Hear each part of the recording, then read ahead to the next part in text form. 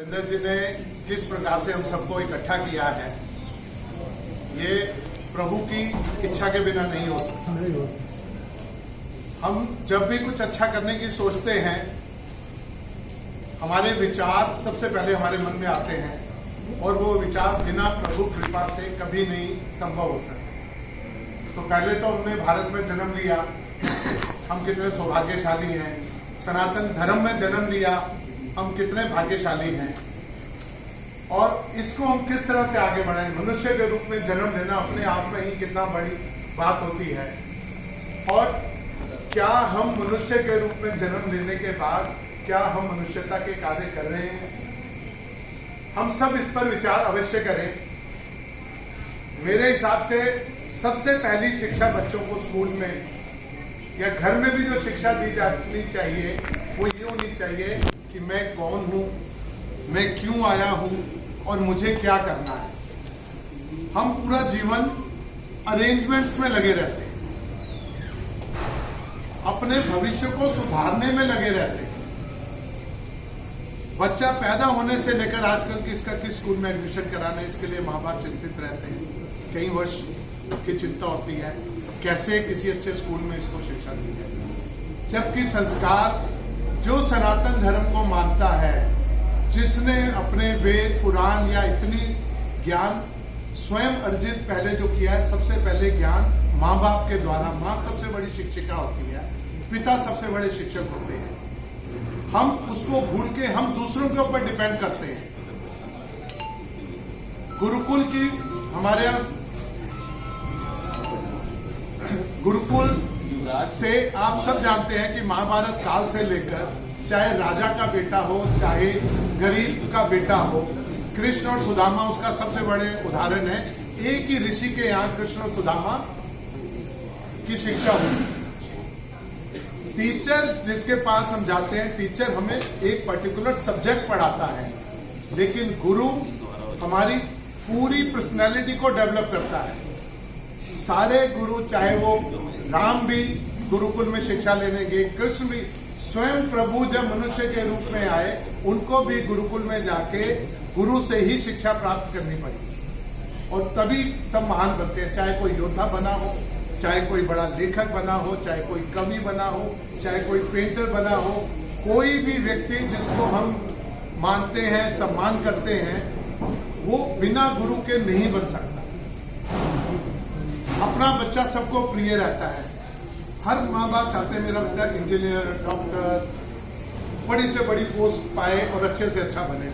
लेकिन उसके अंदर ईश्वर ने क्या गुण दिए हैं, उसके अंदर ऐसी कौन सी कला है जिसके लिए वो इस धरती पर आया है, ये उसको बताने वाला नहीं मिलता है। सालों गुजर जाते हैं। कितने एग्जाम्पल है हमारे MBBS डॉक्टर चंद्र प्रकाश द्विवेदी जी का नाम सबने सुना होगा, जिन्होंने सीरियल बनाया था अपना चाणक्य सीरियल बनाया था। उन्होंने MBBS की माँ बाप के कहने पर, उनकी माँ की इच्छा थी कि MBBS करना, और MBBS करने के बाद एक दिन भी अपनी प्रैक्टिस नहीं की। अगले दिन से चाणक्य सीरियल बनाने लगे। अगर इसको बचपन में ही ये हम ये जान ले कि बच्चे का रुझान कहाँ है, किस दिशा में इसको जाना है, अगर उसको उस समय से वो शिक्षा दी जाए तो आप सोचिए वो जो उन्होंने 20-22 साल मेडिकल की पढ़ाई में लगाए, वही फिल्म मेकिंग की पढ़ाई में वो लगाते, उसको सीखते, तो और कितना अच्छा इसको कर सकते थे। तो इन चीजों का हमें हमारे शास्त्रों में सारा उल्लेख है। हमारे जो 16 संस्कार हैं उसके बारे में हम कभी सोचते नहीं। सबसे महत्वपूर्ण गर्भधान संस्कार, कोई नहीं जानता उसके बारे में। हम विवाह करते हैं, कुंडली मिलाते हैं, विवाह की तिथि निश्चित करते हैं, लेकिन गर्भधान संस्कार कब होना चाहिए इसके बारे में कोई जानकारी नहीं। अगर हम इसके ऊपर विचार करके गर्भधान संस्कार को ही ठीक प्रकार से, तो आप जैसी संतान चाहते हैं वैसी संतान आपको प्राप्त हो सकती है। उसके बाद फिर पंडितों के पास नहीं जाना जिसका शनि भारी, इसको ये कष्ट होगा, इसको वो कष्ट होगा। ये भी हमारे शास्त्र में, उसके ऊपर भी हमारी कुछ संस्थाएं हैं जो काम कर रही हैं कि आप अपनी इच्छा के अनुसार अपनी संतान को प्लान कर सकते हैं।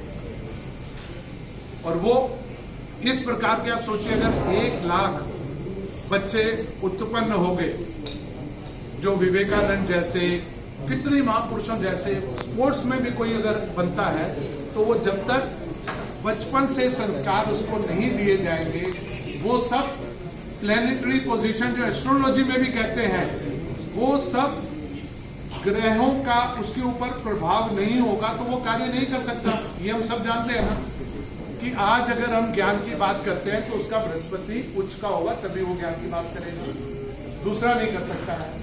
तो जो जिसके लिए प्रभु ने हमें धरती पर भेजा है, हम उसको उसी स्वरूप में आगे बढ़ाएं और उसके बाद वो देखिए कितना अच्छा उसका रिजल्ट निकलेगा। इसके बाद अब हमारा परिवार के बारे में हम बात कर रहे थे कि अभी हमने सब इकाइयां शुरू की हैं।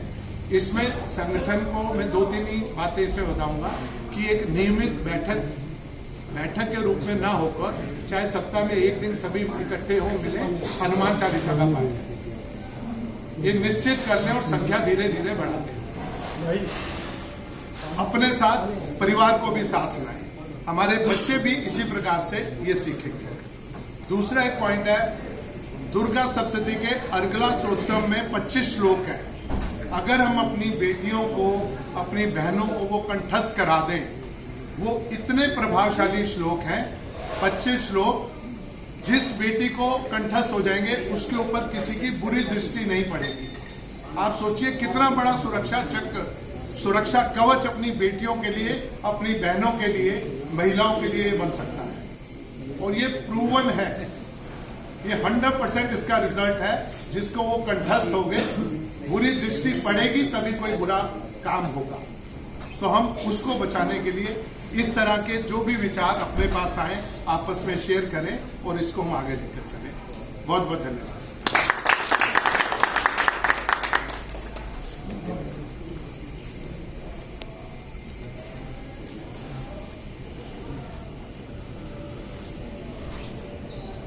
व्यवस्थाएं रहती हैं, हमारा परिवार का अंतर्गत भी व्यवस्थाएं रहती ही हैं। एक व्यवस्था ये देखने के लिए कि अपने में से किस किस को ध्यान में आई, उस व्यवस्था को छोड़ा गया था, और जिनके ध्यान में आई उनके संदेश प्राप्त हो गए हैं। अपने को ध्यान में आ गया है कि हम सबको उन व्यवस्थाओं का ध्यान है। उनमें से एक व्यवस्था कि अपनी बैठक का आरंभ हम 3 बार गायत्री मंत्र के उच्चारण से करते हैं। तो ऐसा आप में से बहुतों के ध्यान भी आ गया, उनका संदेश आ गया। तो एक बार अभी नहीं किया था फॉर ए टेस्ट पर्पज, तो अपने अपने स्थान पर कमर सीधी करके हाथ जोड़कर 3 बार बैठे रहेंगे, 3 बार, और गायत्री मंत्र का उच्चारण मेरे द्वारा 1 बार ओम बोलने के बाद सामूहिक रूप से 3 बार बोलेंगे।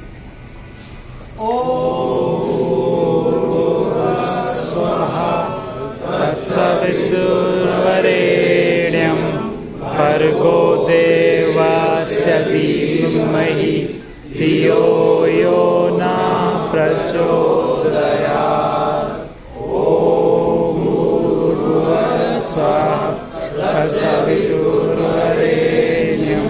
भर्गो देवस्य